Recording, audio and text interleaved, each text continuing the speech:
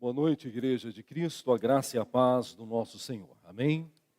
Estamos alegres, estamos trabalhando nesse ano sobre a missão de Deus. E o texto básico é João 3,16.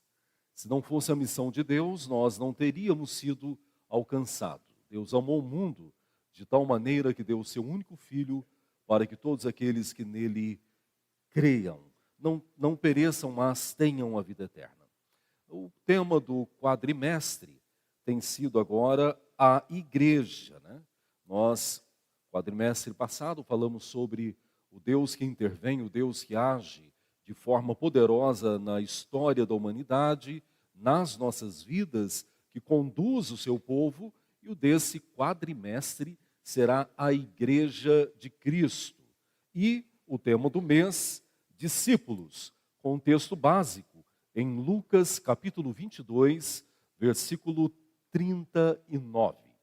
E é sobre isso que nós vamos falar hoje. Então abra sua Bíblia, por gentileza, em Lucas capítulo 9, do versículo 23 ao versículo 27.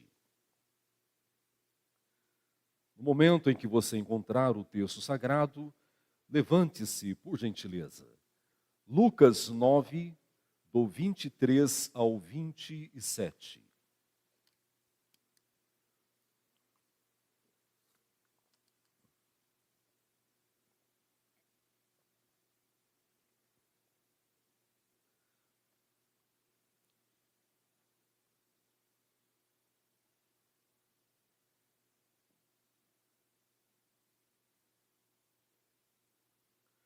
Dizia a todos: se alguém quer vir após mim, a si mesmo se negue, dia a dia, tome a sua cruz e siga-me.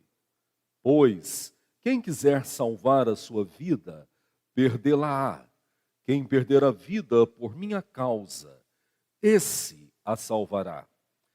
Que aproveita o homem ganhar o mundo inteiro, se vier perder-se ou causar dano a si mesmo?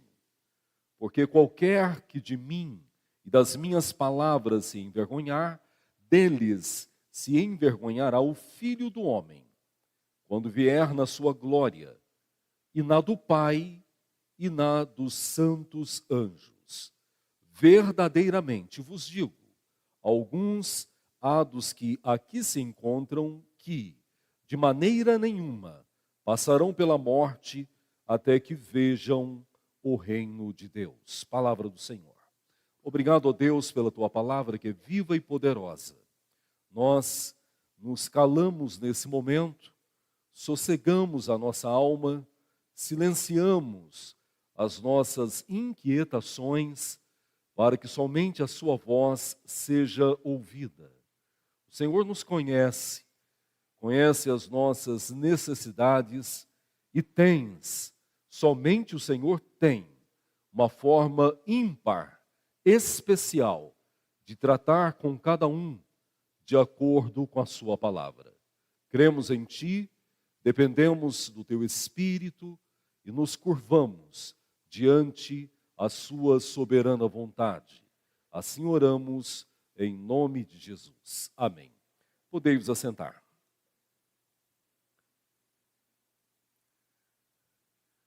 No nosso dia a dia é comum que nos encontremos em momentos decisivos, algumas decisões muito sérias que vão definir o nosso futuro, seja ele próximo ou distante.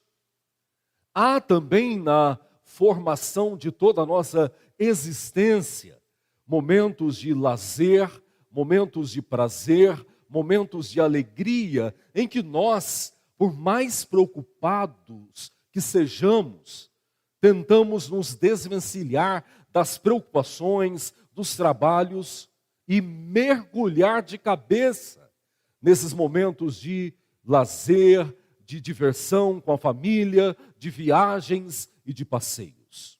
A vida é formada, então, basicamente por duas facetas: as preocupações, o trabalho, a profissão, a inquietação com o futuro e, do outro lado, os momentos em que nós tentamos nos desvencilhar de tudo isso. É nesses momentos em que nós somos convidados por muitos amigos, familiares, para fazermos algum tipo de passeio, alguma viagem, seja próxima ou longa, e quase sempre esses convites nos alegram. É certo que alguns convites de alguns passeios são desafiadores, quase sempre para lugares difíceis de acesso.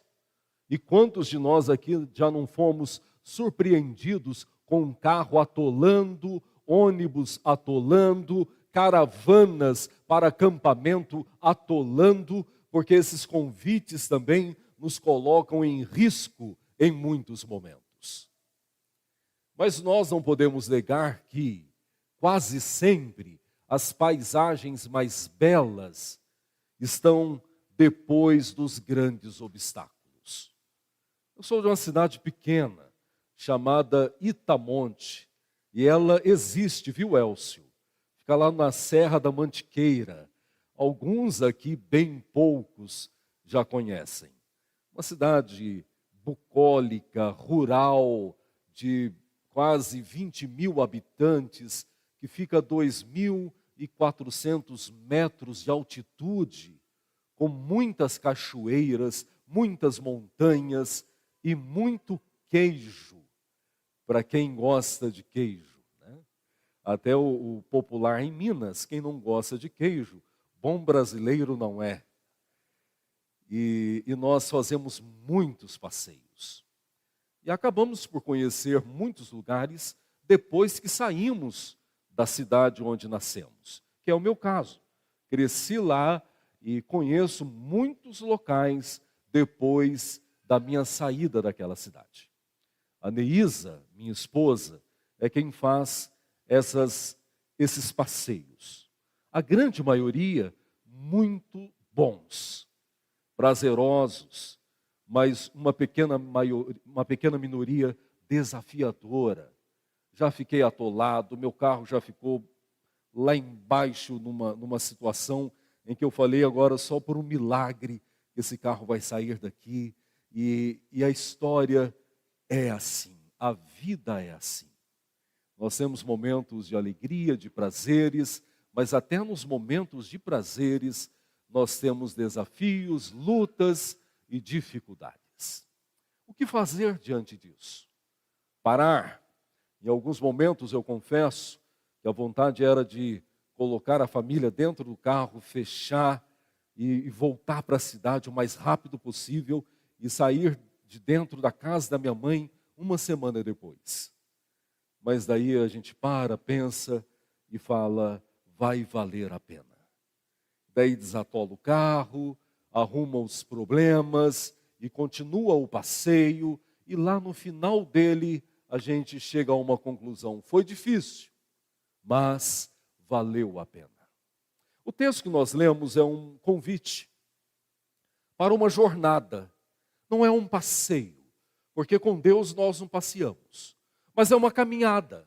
E uma caminhada que, diferente do que muitos anunciam hoje, e de muitas pregações que estão por aí, a todos os ouvidos, uma caminhada cheia de desafios, de obstáculos. Pelo contrário, não seria exigido de nós a fé, que é o firme fundamento das coisas que se esperam e a evidência máxima, profunda daquilo que nós não podemos ver.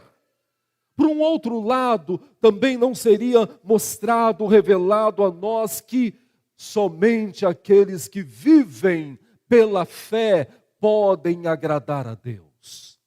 A jornada com Cristo é maravilhosa. Ela prevê grandes momentos de alegria, de livramentos. E se nós fôssemos fazer agora um momento de testemunhos, certamente muitos viriam aqui à frente e contariam inúmeras experiências que passaram com Cristo nessa longa jornada. Mas nós não podemos negar também que na jornada com Cristo, nós encontramos os maiores desafios da nossa existência. E é isso que nós vemos no texto. As pessoas tumultuavam. Quando ouviam falar que Jesus passaria por aquela região, muitas pessoas, centenas de pessoas, tumultuavam porque tinham curiosidade. A fama de Jesus precedia a sua presença. Muitos interessados pela confusão dos demais, outros interessados pela multiplicação dos pães. É por isso que Jesus, em algum momento, disse a uma multidão: eu conheço os vossos corações e sei que vocês estão atrás de mim para ver milagres, para conhecer as movimentações. Nesse momento não foi diferente. A multidão apertava Jesus. E havia no coração de muitos aquela novidade. O que é seguir esse homem? Que palavras são essas? Que toque é esse? Porque as pessoas que choravam diante dele paravam de chorar. Porque as pessoas que estavam angustiadas, com o coração atribulado diante da voz dele, tinham um coração apaziguado. Porque mortos vinham à existência novamente.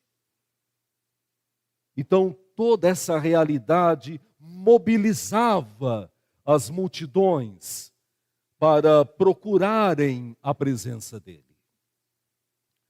Então, muitos queriam segui-lo. Talvez vocês se lembram de um grande filme da década de 90, eu não vou precisar a data, mas é o final de 90 para 2000, Forrest Gump, de Tom Hanks. Quem lembra desse filme? Tom Hanks é um grande ator, e não são poucos os filmes que evidenciaram a grandeza desse ator. O Forrest Gump é um homem contador de histórias. Ele vive no imaginário. Ele cria os seus mundos, as suas realidades e submerge profundamente nas suas imaginações. Daí teve um momento que ele resolve caminhar sem destino. Saiu e andou, e andou, andou, e na medida que andava, os dias passavam, as roupas ficavam envelhecidas, o cabelo cresceu, a barba cresceu. E aí as pessoas começaram a olhar para ele e começaram a ficar curiosas. E começaram a segui-lo. 2, 3, 10, 100 pessoas. E no momento, tinham milhares de pessoas seguindo aquele indivíduo que mal sabia para onde ia. Chegou no momento do filme, ele para e resolve mudar a chave para outro mundo imaginário. Para ele foi fácil. Ele vivia nos seus universos. Mas para os milhares de seguidores ficaram atônitos. E agora o que nós faremos? Para onde iremos? Viajamos atrás dele, caminhamos, esperando algo sobrenatural e nada vai acontecer.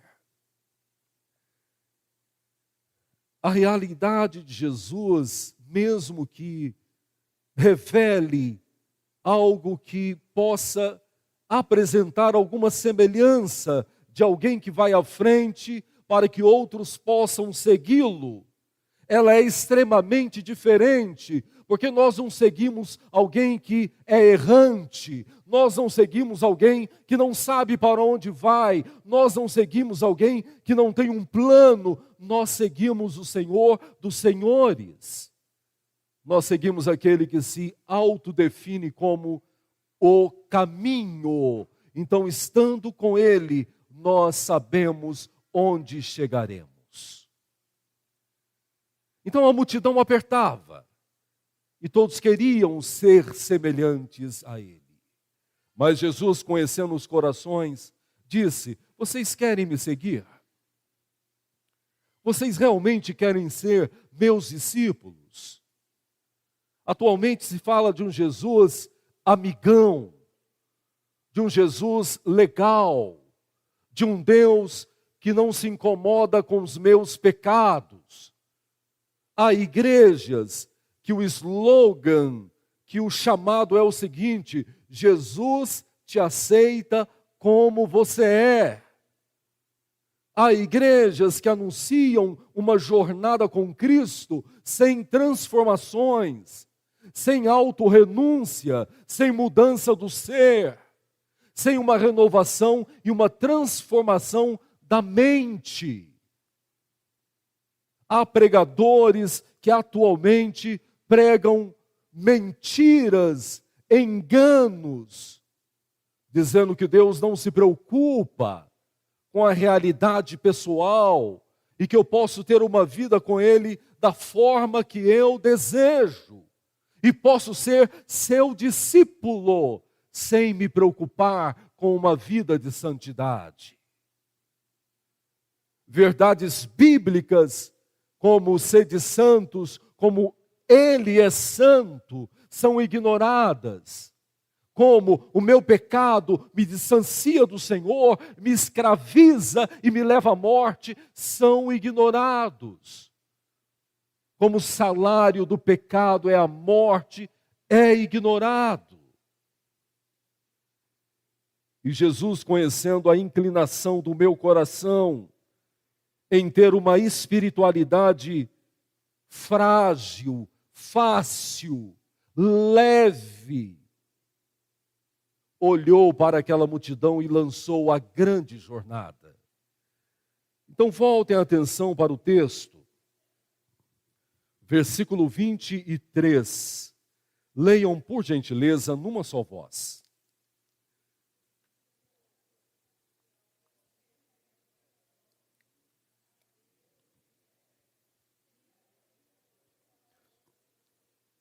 Amém. Jesus disse à multidão: se alguém quer vir após mim, primeiramente, negue a si mesmo. Nenhuma jornada é tão difícil para nós do que a jornada com Cristo Jesus. E alguém pode questionar: nossa, mas é tão difícil assim? Sim. Para nós pecadores é muito difícil. Porque primeiramente ele fala: olha, quer ser meu discípulo? Então negue a si mesmo. O maior desafio da humanidade é negar a si mesmo. A maior luta da minha vida é negar a mim mesmo. Se tem algo que o ser humano não gosta, se tem algo que o ser humano foge continuamente, é em negar a si mesmo. E negar a si mesmo é reconhecer que nós estamos sob uma nova direção. É renunciar os nossos planos terrenos, os nossos sonhos humanamente imperfeitos. Negar a nós mesmos é reconhecer que nós não somos mais os mesmos que éramos anteriormente. Que a chegada de Cristo na nossa história nos transformou radicalmente e nos colocou totalmente sob a dependência do Pai. Negar a nós mesmos é olhar para o espelho diariamente e não ver a nossa face, mas ver a vontade de Deus revelada em nós. Negar a nós mesmos é olhar para o redor, é olhar para dentro de nós e afastar de nós tudo aquilo que é inclinação pecaminosa. Então esse é o grande desafio. O apóstolo Paulo, em Gálatas capítulo 2, versículo 20, abra sua Bíblia, sem desmarcar o texto básico. Gálatas capítulo 2.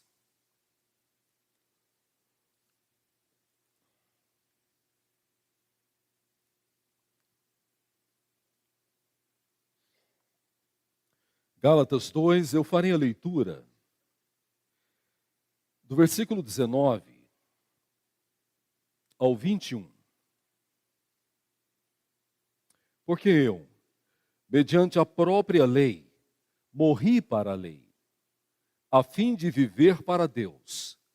Estou crucificado com Cristo.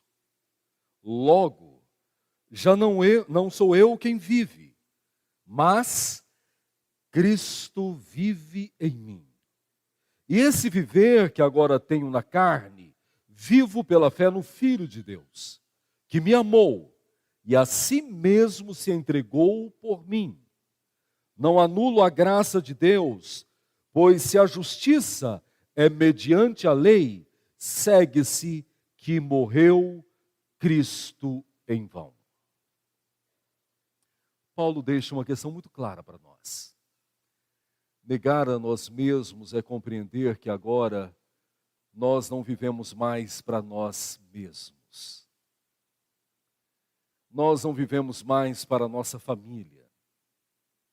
Nós não vivemos mais para os nossos planos, para os nossos projetos.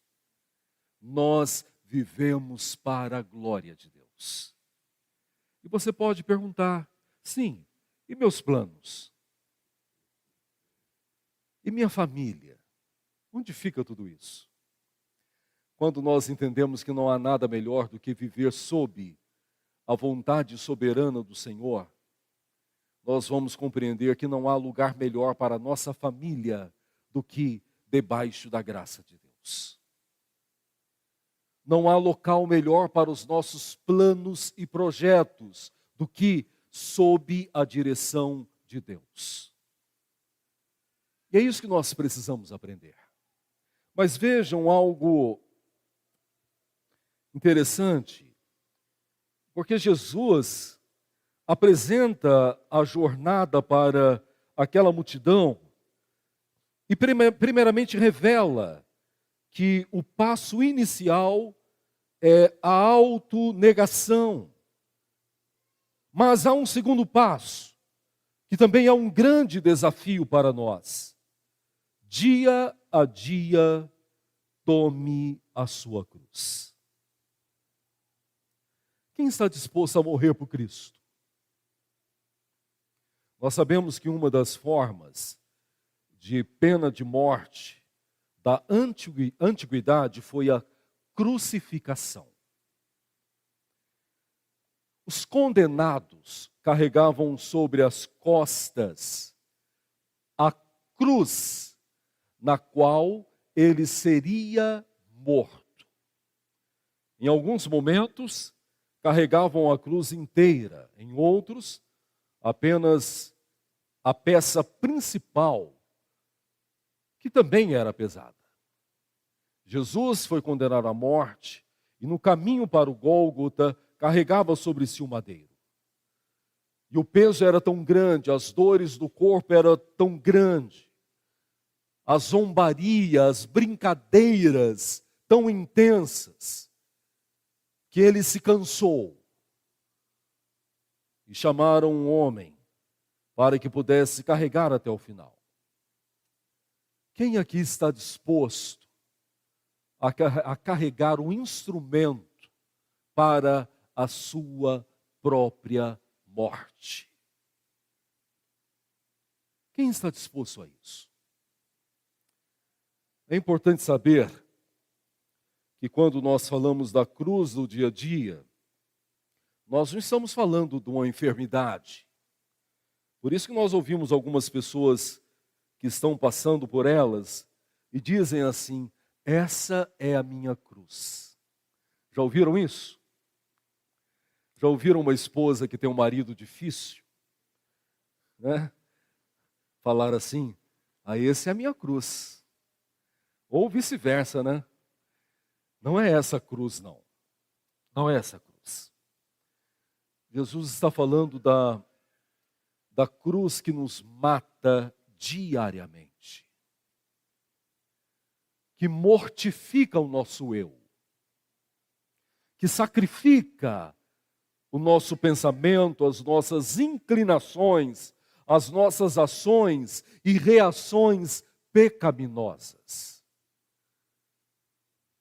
E se vocês analisaram o texto, ele não está falando de uma única crucificação, ou de um único dia em que nós morremos para o mundo, nascemos para ele e agora somos perfeitos, de forma alguma. Ele está falando: você quer me seguir? Então pegue a sua cruz dia a dia. Então Jesus está ensinando Solange que todos os dias da nossa existência, literalmente, todos os dias da nossa existência, nós devemos crucificar o nosso eu, com os nossos pecados, com as nossas falhas, com a nossa incredulidade, com a nossa ingratidão, com a nossa insatisfação, com tudo aquilo que é próprio da minha natureza humana. Dia a dia eu devo crucificar a minha natureza pecaminosa. Então não é fácil, porque muitas vezes a nossa inclinação para o pecado nos faz tão inertes a uma vida de santidade, nos faz cegos para a santidade no Espírito Santo, nos faz surdos à palavra de Deus que nos exorta à vida de santidade. Não há como ser discípulo de Cristo Jesus se não negarmos a nós mesmos e dia a dia crucificar o nosso eu, para que Cristo seja elevado, para que Cristo seja visto. A verdade que nós vemos em João: convém que ele cresça e que eu diminua. E finalmente, a grande jornada é concluída numa ação definida. Final do versículo 23. E siga-me. Seguir a Jesus não é seguir o Tom Hanks, não é seguir um grande filósofo, não é seguir um pastor, não é seguir um presidente, não é seguir ninguém que existe ou que existirá. Seguir a Cristo também não é uma caminhada incerta, cheia e mergulhada na razão, sem nenhuma racionalidade, sem nenhuma análise real da vida. Seguir a Cristo também não deve ser para nós uma viagem no escuro. Quantas vezes você já ouviu de outras pessoas que fé é um passo no escuro, que a vida com Deus é uma escuridão e você tem que confiar na escuridão? De forma nenhuma. Fé não é passo no escuro. Fé é um passo na certeza de que Deus cuida de todas as áreas da minha vida. Andar com Deus não é escuridão, até porque Ele é a luz do mundo. Seguir a Cristo, então, é parecer com Ele. No nosso grupo, nós temos aí os pequenos grupos. E o nosso chama UVA, não é isso, Sérgio? E o grupo UVA, não sei se essa é a prática de todos os grupos, mas no grupo UVA, depois da oração final, nós cantamos uma música muito antiga, que é a beleza de Cristo se veja em mim, né? A toda a sua... me ajuda? Beleza, né? E aí termina falando que a beleza de Cristo deve ser vista em você, deve ser vista em mim. Seguir a Cristo é parecer com Ele. Você se parece com Ele? Porque se não parece com Ele, você é um viajante comum. Eu sou um viajante comum. um andarilho sem saber para onde vou.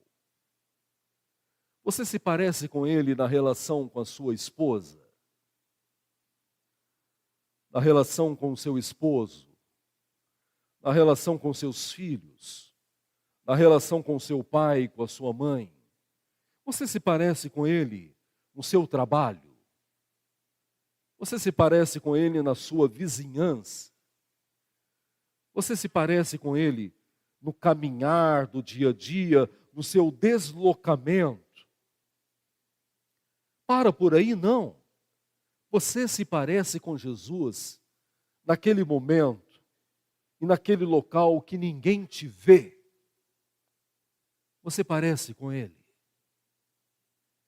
Porque seguir a Cristo sem parecer com ele é uma caminhada sem sentido. É uma caminhada vazia, é uma caminhada sem esperança. Agora veja como Jesus conclui esse texto. 24, leiam por favor numa só voz.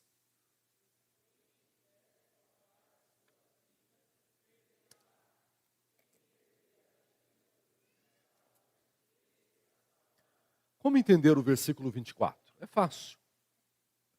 Ele está conectado radicalmente com o versículo 23. Sabe o que Jesus está falando? Olha, quem quer se salvar de não carregar a sua cruz no dia a dia, vai perder a sua vida.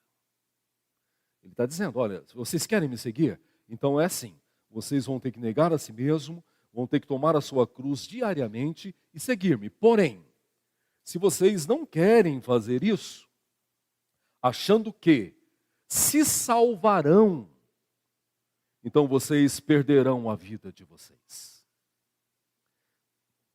Mas daí ele conclui, versículo 24, dizendo, porém, mas, aqueles que decidiram negar a si mesmo, tomar a sua cruz diária, e me seguir ao ponto de serem parecidos comigo, então esses encontrarão a vida eterna. Que o Senhor te abençoe. A jornada com Ele não é fácil. O dia que eu subir nesse púlpito e falar para vocês, caminhar com Jesus é a jornada mais fácil da nossa vida. Não ouçam o que eu vou falar. Porque não é. Porque envolve a fraqueza da nossa natureza. Porém, quando eu compreendo que é Ele que me fortalece, quando eu compreendo que é a sua graça que me sustenta, quando eu compreendo como Paulo falou em Filipenses 4:13, tudo posso nele. Então, essa caminhada tão desafiadora, essa jornada tão desafiadora, se torna a principal jornada das nossas vidas. Que Deus te abençoe e que você e eu aprendamos a negar a nós mesmos cada vez mais. Por mais difícil que seja, nós estamos debaixo de uma nova direção. Não somos nós que vivemos mais, é Ele que vive em nós. Segundo, não desista da sua cruz. Tem hora que vai dar vontade de desistir, tem hora que você vai ouvir alguma pregação que fale, Jesus não quer que você leve a cruz nenhuma, porque Ele já levou a sua, e a vida com Ele é tudo bem, tudo maravilha, e você vai ter uma tendência, como eu tenho, de ouvir essas pregações. Mas que o Espírito Santo não permita que você possa ouvi-las com a alma.